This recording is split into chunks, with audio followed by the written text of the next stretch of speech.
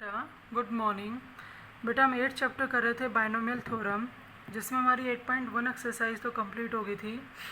पिछली वीडियो में हमने 8.2 में पढ़ा था कि भाई कोई भी टर्म आपको दे दिया जाए उसका कोफिशिएंट कैसे निकालते हैं, इंडिपेंडेंट ऑफ टर्म निकालनी हो एक्स की तो वो कैसे निकालते हैं। इसमें मैंने आपको 8.2 के ना क्वेश्चन नंबर 12 तक करवा दी थी बेटा। आगे देखो, अभी क्वेश्चन नंबर 13 से स्टार्टिंग करते हैं। ये कह रहा है if the 21st and 22nd term in the expansion of, expansion है बेटा 1 + x की पावर 44। ध्यान से सुना क्या कहता है, इस एक्सपेंशन की 21st और 22nd जो टर्म है ना वो इक्वल दे रखी हैं, हमें वैल्यू निकालनी है x की। तो बेटा हम अपनी तरफ से पहले इसकी 21st टर्म निकाल लेते हैं। क्या आएगी 44c20। ए का काम 1 कर रहा है तो वो तो कितनी पावर 1 आएगा और x की पावर आ जाएगी 20। अगर हम इसकी 22th टर्म निकालें तो वो आएगा 44c21। 1 की पावर कितनी हो 1 हो जाएगा और x की पावर आएगा 21।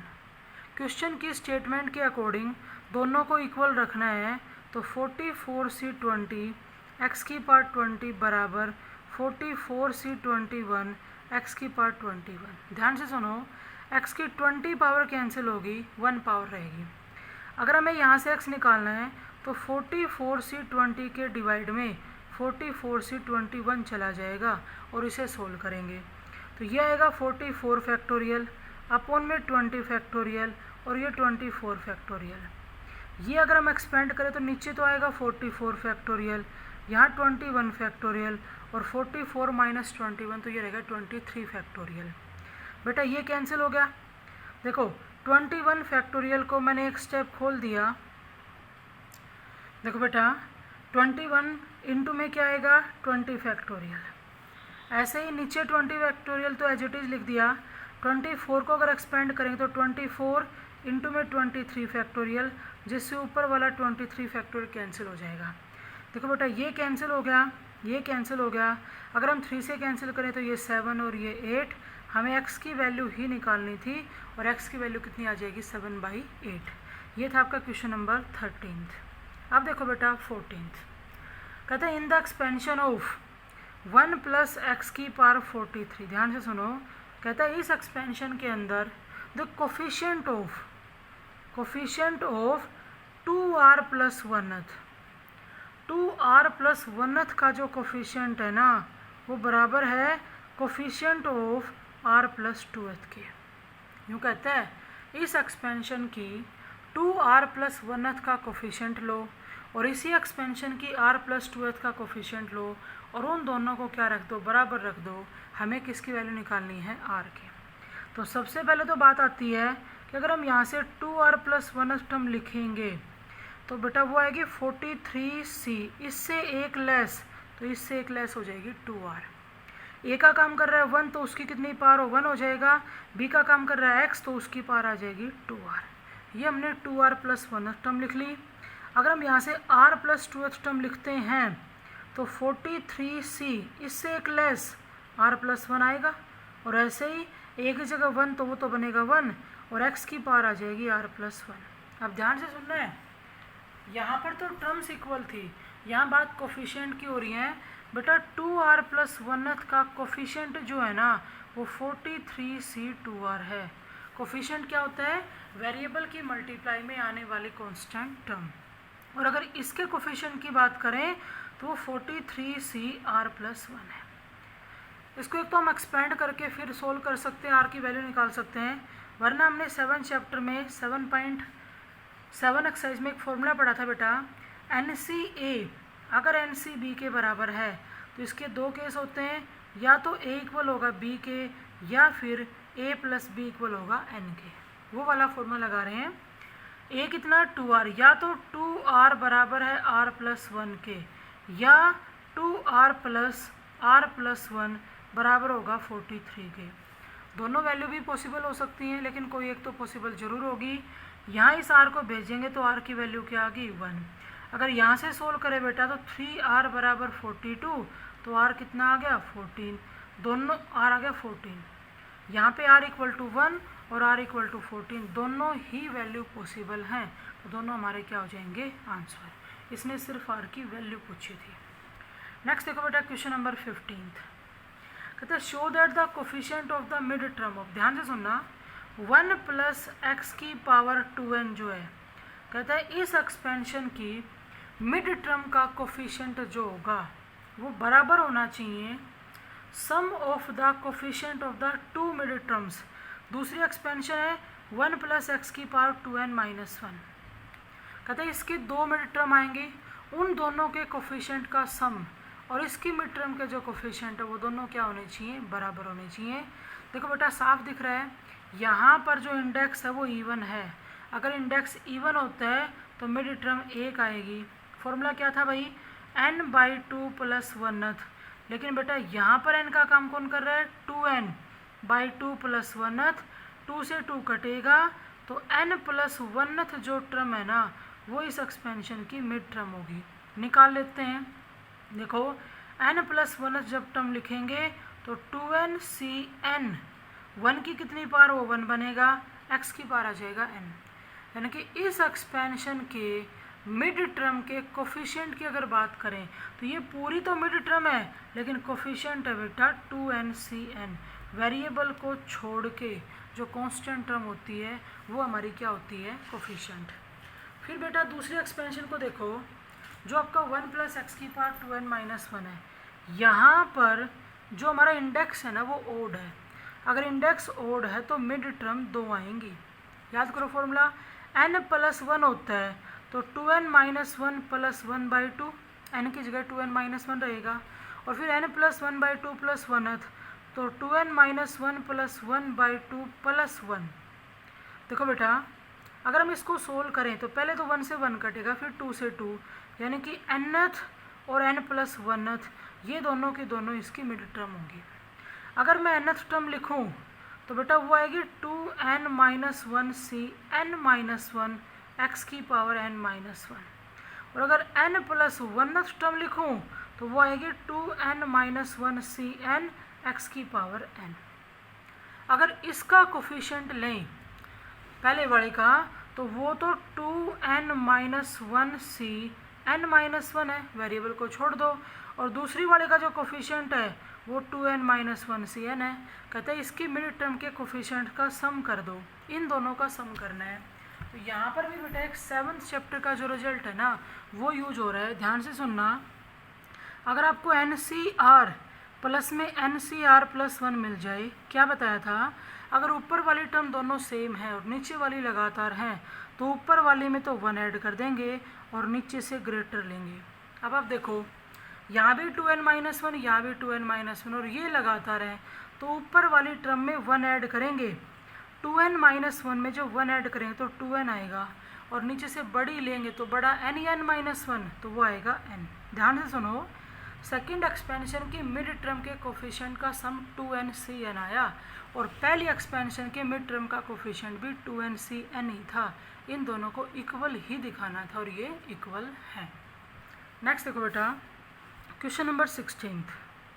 स्टेटमेंट देखो क्या कहता है, for what value of m की वैल्यू पूछ रहा है हमसे, करेक्ट कोफिशिएंट ऑफ, एक तो ये ध्यान रखा करो कि टर्म की बात करें कोफिशिएंट की, coefficient of 2m plus 1th expansion आपको देगा, उस एक्सपेंशन की 2m प्लस 1th का जो कोफिशिएंट है ना वो बराबर है कोफिशिएंट ऑफ 4m प्लस 5 के, गिवन है रिजल्ट, और एक्सपेंशन दे रखी है भाई 1 प्लस एक्स की पावर 10। तो पहले बेटा हम इसकी 2m प्लस 1th टर्म निकाल लेते हैं।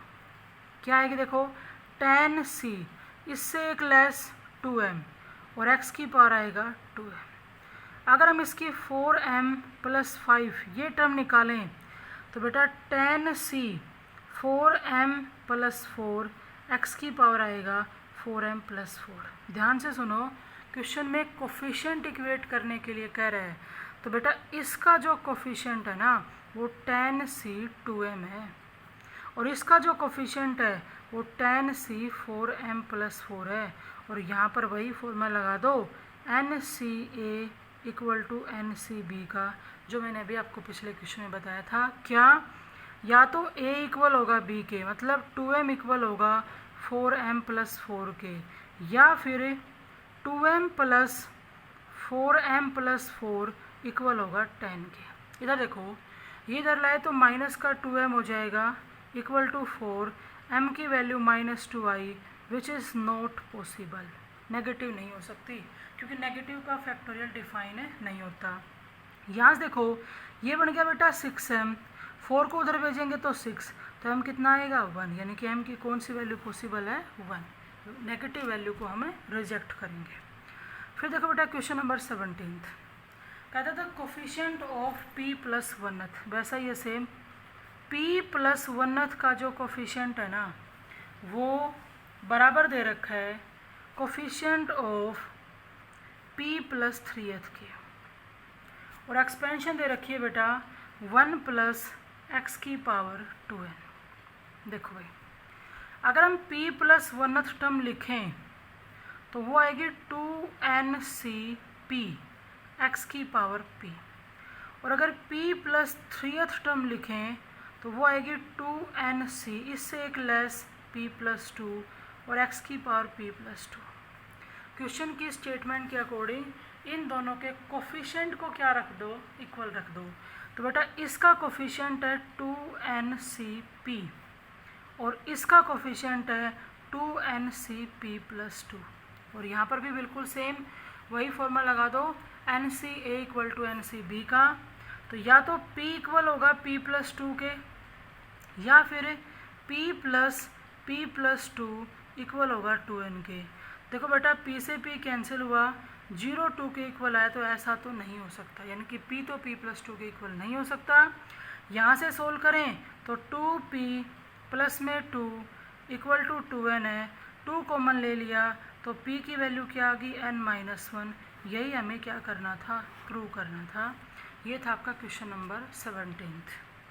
आगे देखो बेटा 18, क्या करे भैया, if the fifth term is, ध्यान सुनना, if the fifth term is 4 times the fourth term, expansion की 5वीं टर्म इक्वल है फोर्थ टर्म के 4 टाइम्स के इक्वल। आगे कहता है एंड फोर्थ टर्म इज, मतलब T4 इक्वल है 6 टाइम्स ऑफ थर्ड टर्म के, तो 6 टाइम ऑफ T3। एक्सपेंशन हमारे पास है 1 प्लस एक्स की पावर n। देखो ये दो कंडीशन आपको दे रखी हैं, वैल्यू पूछ रहा है बेटा n की और x की। तो पहले हम यहाँ से इस एक्सपेंशन में से T3, T4, T5 ये टर्म लिख लेते हैं। देखो बेटा, अगर तीसरी टर्म लिखेंगे तो वो NC2 x की पावर 2 आएगी, क्योंकि 1 की तो कितनी पावर हो, 1 बन जाएगा। अगर T4 लिखेंगे तो NC3 x की पावर 3 आएगी, और अगर T5 लिखेंगे तो NC4 x की पावर 4 आएगी। अब जैसे जैसे ये कह रहे हैं वैसे वैसे रखते जाओ। ये कहते हैं T5 इक्वल है 4 टाइम्स ऑफ T4, तो मैं यहाँ T5 रख देती हूँ, जो NC4 x की पावर 4 होगी। 4 एज इट इज, T4 रखेंगे NC3 x की पावर 3 होगी, और इसको जितना पॉसिबल हो सकता है सोल्व कर लो। देखो x की 3 पावर कैंसिल होगी, x बच गया।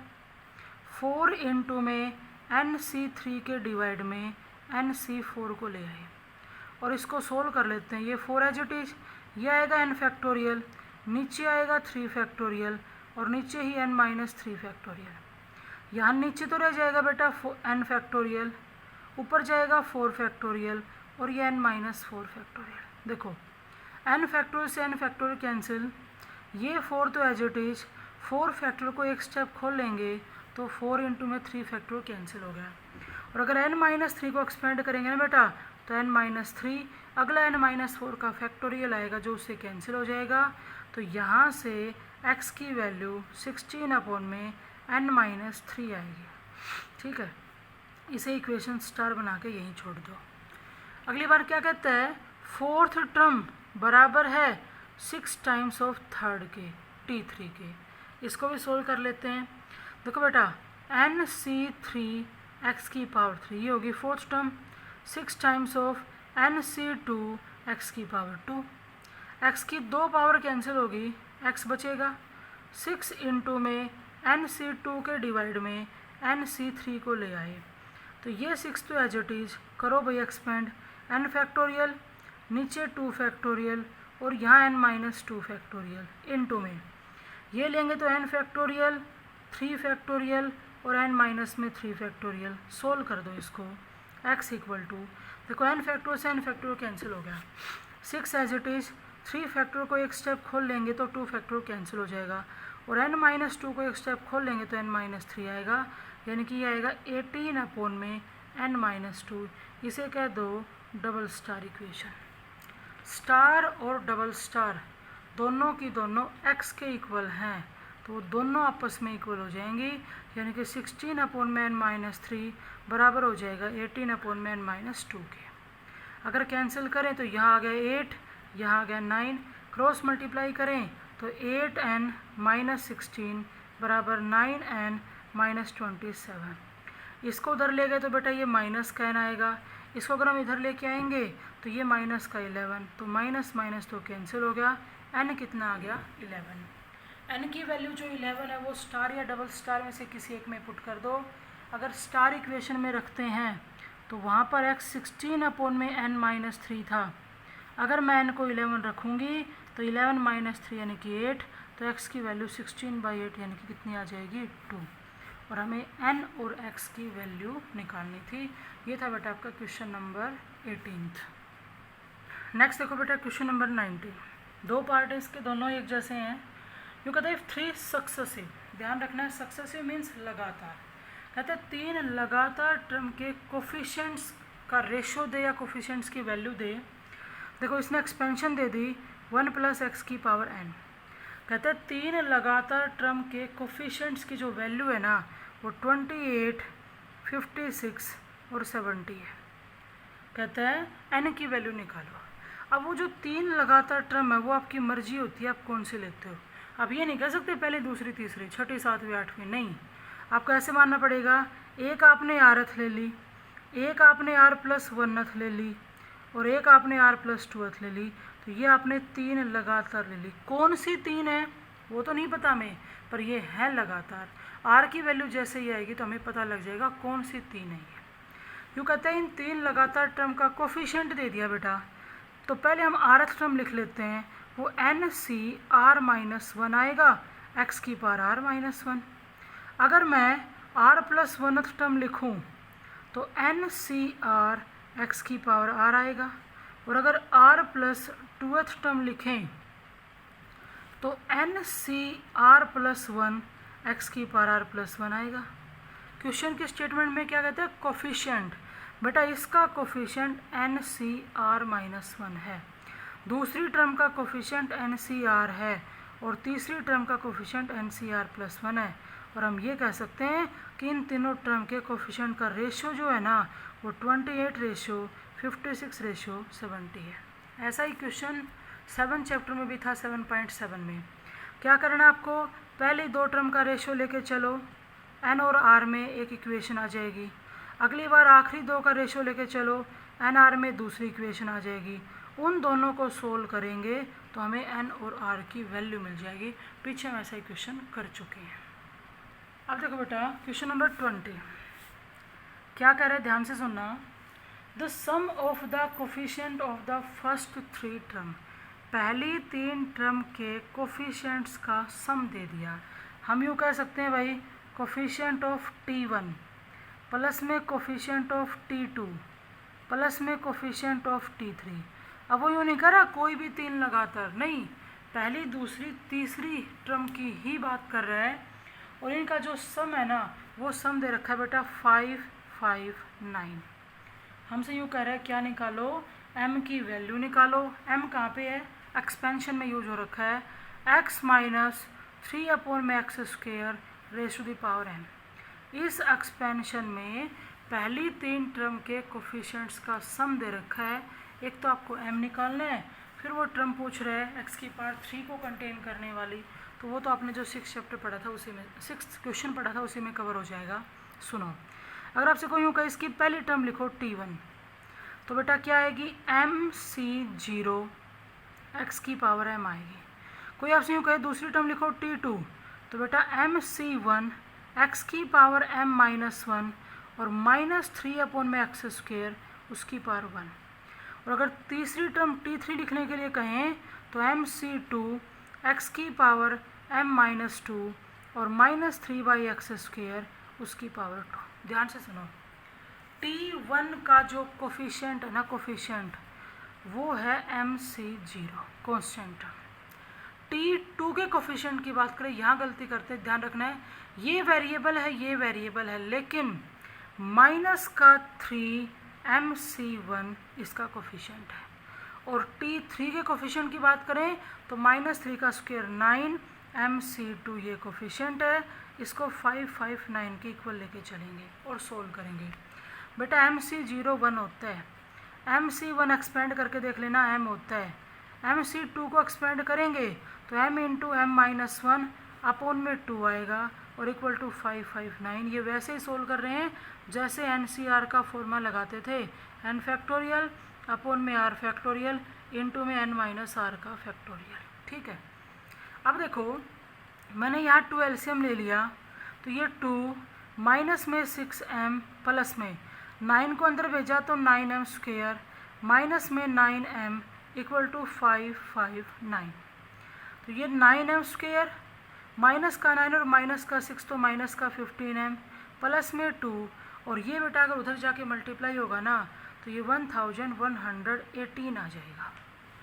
अगर हम इसको उधर भेजेंगे तो बेटा 9m स्क्वेयर है, माइनस में 15m है और माइनस में ये 1116 रह जाए क्योंकि प्लस का क्या था 2।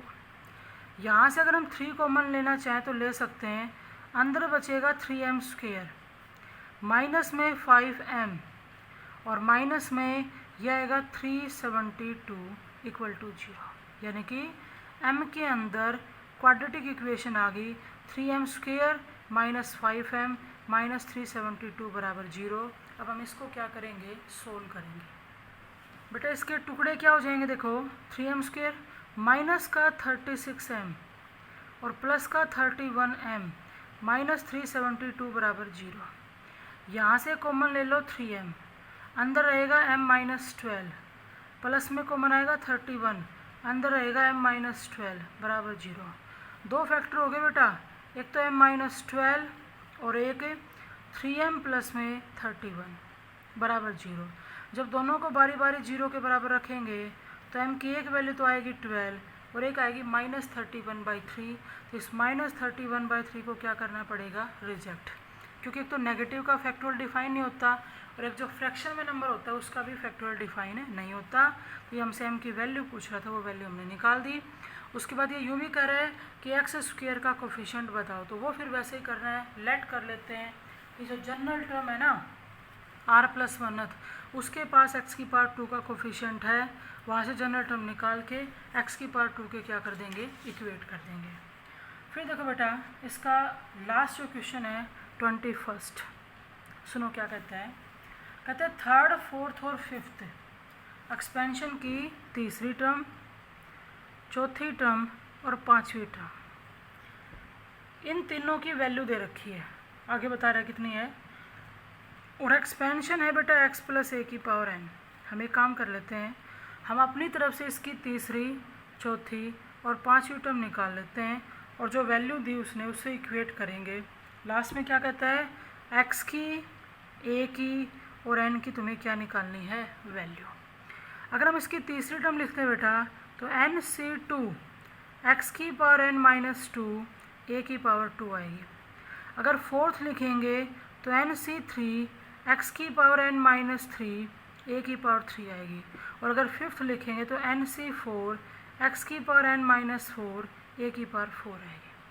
वो कहता है बेटा थर्ड जो टर्म है वो 84 है, फोर्थ जो टर्म है वो 280 है और फिफ्थ जो टर्म है वो 560 है। इसे कह दो इक्वेशन फर्स्ट, इसे सेकेंड और इसे थर्ड। आपके सामने तीन इक्वेशन हैं और तीन ही कांस्टेंट हैं, x, a और n। उन तीनों की क्या निकालनी है, वैल्यू। हम इन तीनों इक्वेशन को सोल्व करेंगे तो यहाँ से एक्स ए एन की वैल्यू आएंगी। इससे बिल्कुल सेम जो एज इट इज एग्जाम्पल है ना, बिल्कुल सेम इस क्वेश्चन जैसा एग्जाम्पल नंबर है बेटा 25, बिल्कुल उसके अंदर आपको सोल्व करके दिखा रखा है कैसे सेकंड को फर्स्ट से डिवाइड कर दिया, वहाँ से एक इक्वेशन बनेगी, उसको फोर्थ नाम दे देंगे।